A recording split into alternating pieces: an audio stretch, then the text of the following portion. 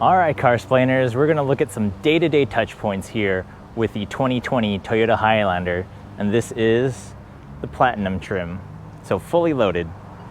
We'll start off out back. The rear liftgate does have a hands-free kick to open function, so as long as the key's in your pocket, give a little kick under the bumper and it'll open up. Once you're there, you can close with the push of a button up there, or you can just give another kick.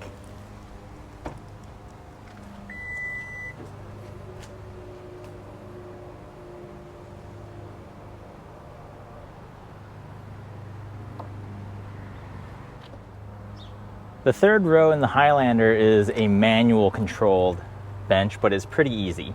Overall, if you're in the back, you can fold down either side of the 60-40 split by using this lever here on the right side. And as you push forward, the headrest will fold by itself and it'll drop down. Same goes on the driver's side. Lift the lever, push forward slowly. It'll pop down. Lift it up. It'll go to kind of a bolt upright position, so you'll want to kind of lean it back before any passengers get in. Again, bring that headrest up. One thing to note is if you do use the rear center seat often, but want to switch between cargo and passengers, the center seatbelt position is mounted in the ceiling, so you'll either have this kind of always in the way, or you'll have to get into the third row to release the end of the seatbelt buckle each time you want to fold it down.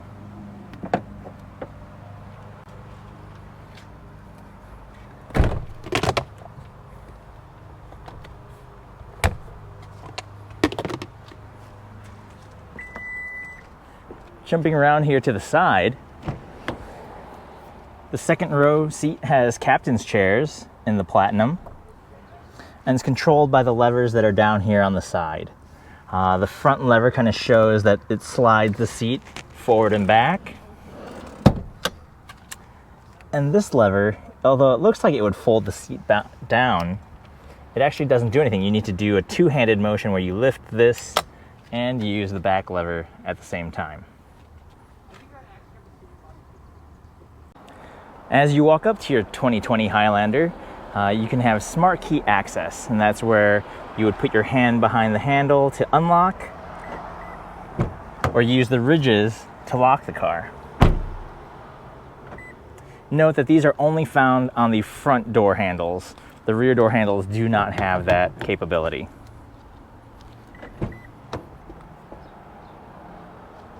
We have a power driver seat with two-way lumbar, so out and in.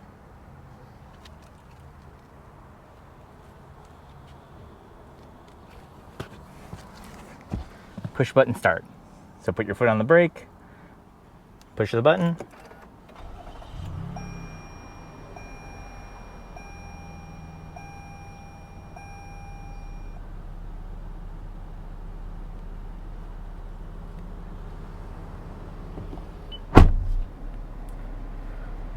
One cool element that we see in a growing number of Toyota models is the digital rear view mirror.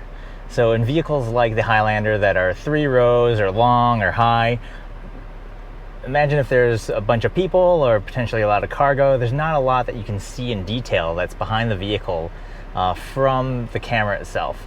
There's obviously the standard backup camera, and this Platinum does have the surround view camera on the right side there, and it does use up the entire 12.3-inch screen. But as you're driving, that camera obviously won't be on, and it's nice to have the digital rear view mirror that uses a secondary camera to show what's behind the vehicle as you're driving.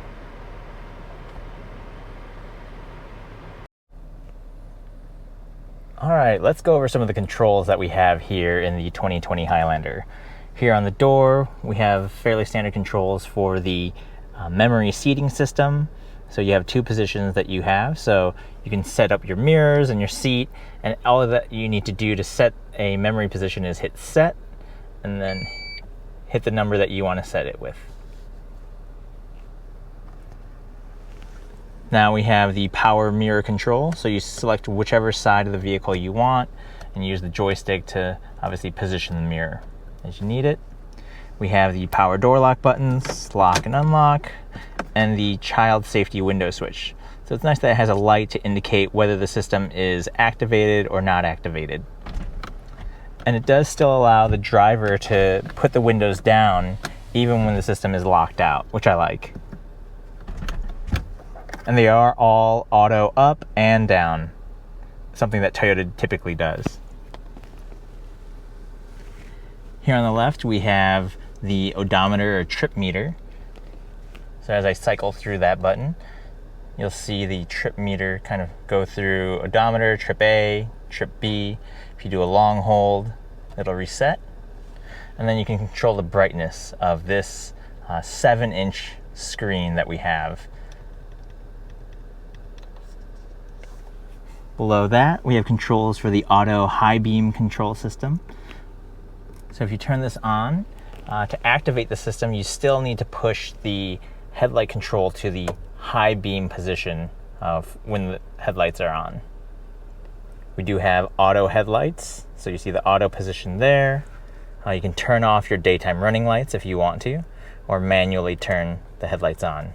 We have the fog light control just inside of that. Turn signals, do this customary tap to blink 3 times to pass.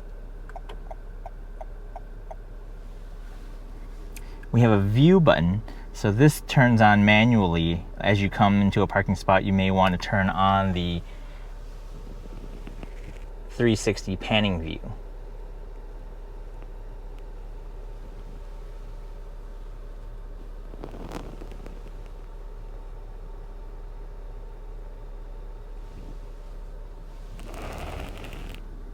You have the power lift gate. You can control the rear door. A heated steering wheel button here on the left of the steering wheel column. I usually like to see that on the steering wheel itself. And then to heat the wipers in the winter so that they don't ice up. Below that, we have a hood release that's manual, and then a button for the fuel door. So the fuel door is not a push open, push close deal. You still have to hit a button as you get out of the car each time. You have a nice little cubby. It's not lined. Here on the left, we have a 5-point controller for the 7-inch screen in the middle. So up, down changes between messages, settings, vehicle status systems. You can have audio information, the driving support. So this is where the active driver assist systems will kind of show the status of each. And then you can have fuel economy, an eco indicator, and a digital speedometer.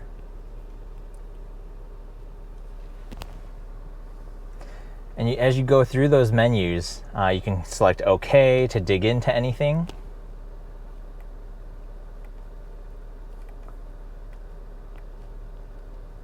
And you can use the back button.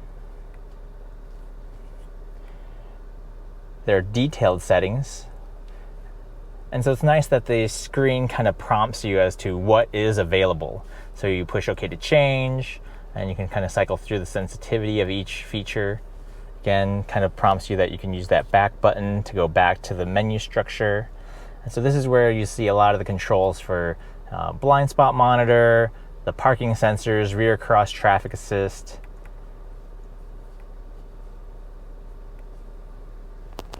Below that, we have the volume controls for the audio system, the phone button to help when you want to answer or hang up your Bluetooth calls, voice recognition. And then on the right-hand side, we have the adaptive cruise control systems and the lane keep assist system. So on and off for the system.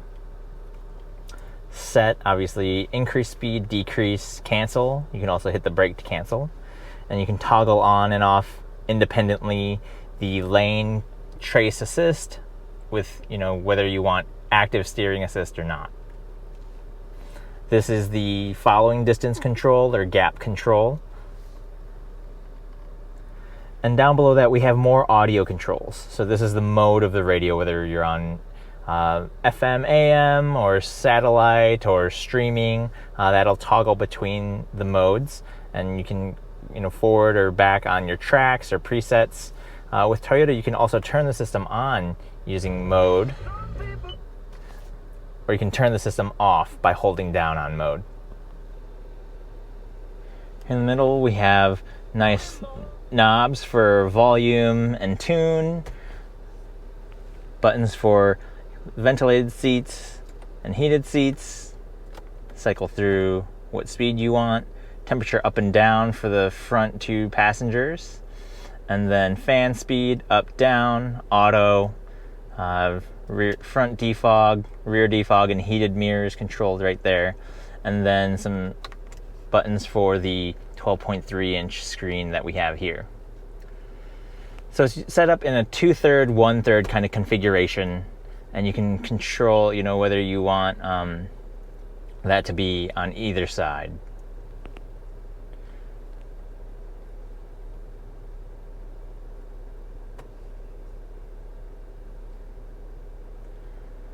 When it's showing 3, I think the map is, pretty small here, so you can, push the map to show in the 2/3 portion.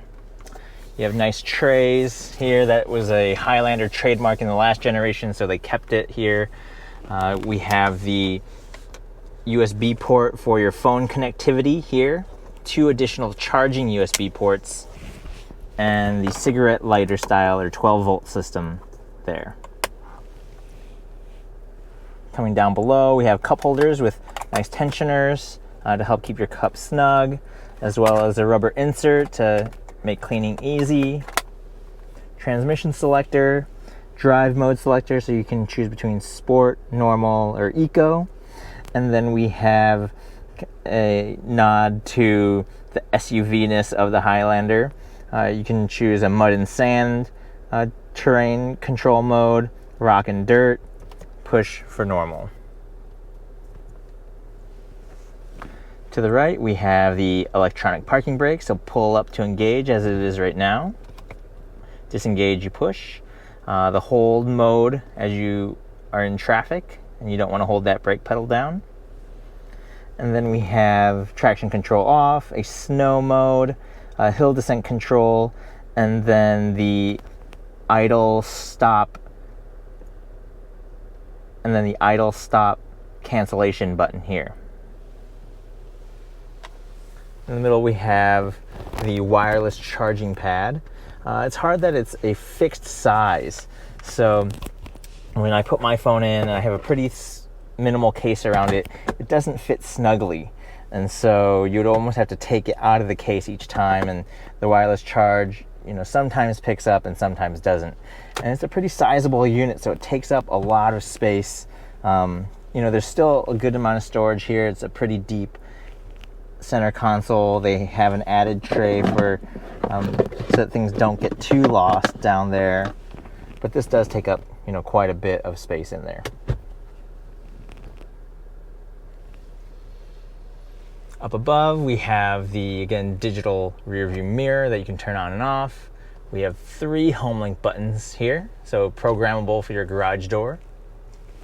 And then we have the controls for the digital rear view mirror itself.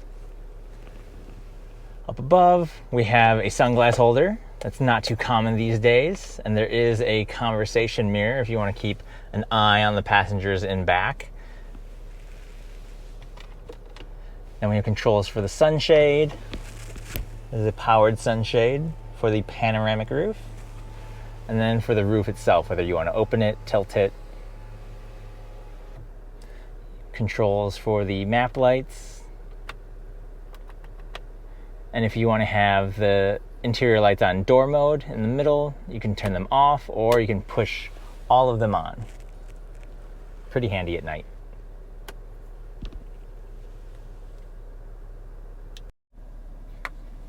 One thing that I know that's come up is that as we've moved to these passive entry and push button start systems where you don't actually have a key to turn off the car is that some people do forget to turn off the car as they get out. And so Toyota does beep at you if you were to leave the car running and close the door.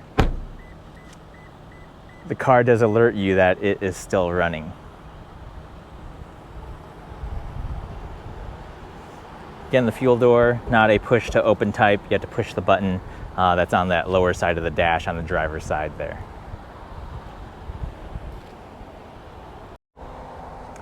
One thing that the last generation Highlander had was glass that could flip up independently if you just need to put something in the vehicle really quickly or get something out that was, close to the back. But that has been taken away, and the only way to open the rear door now is for the whole door to be opened.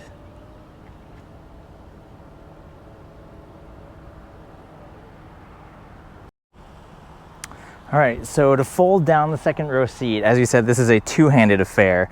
You'll have to hold up this side lever as well as pull down on the seat back for it to fold flat. To lift it back up, luckily it is just a one-handed maneuver to come back up to the top.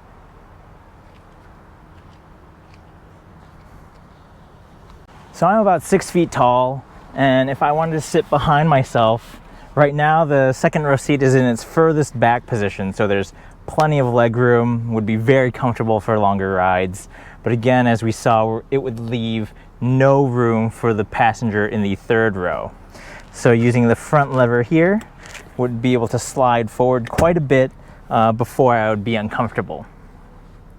So again, would still have good amount of room. I wouldn't want to sit this way for a prolonged period of time, but for quick trips out to dinner or around town, I think this would be pretty reasonable.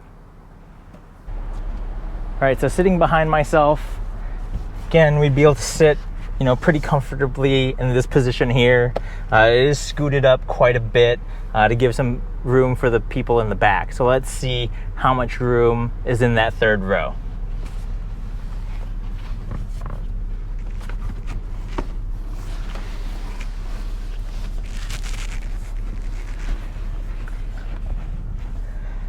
All right, so I do fit here in the third row. The headroom is a little tight. My head does brush the ceiling, and my knees are very high up. There's no kind of leg support. Again, wouldn't want to sit this way for a long period of time, but could I manage to do this again to go for a quick ride? Sure, no problem. And then to get out, easiest way would be to lean forward.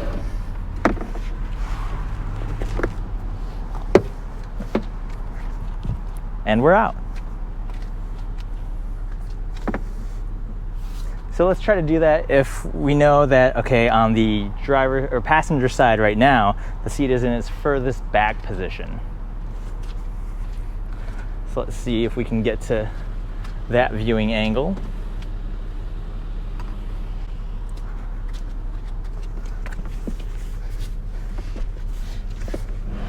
And this is about where it would be when I had scooted up the driver's side in my space, but I could not fit behind the seat that is furthest back in its track. There's just kind of no way that I could put my foot here. My knees would be hitting the back of the second row seat right now, and wouldn't want to sit this way for even a short ride. Third row does have vents in the back, and so it's nice that they get some ventilation, but there are no power points in the third row here, and there are no sunshades for the third row passengers.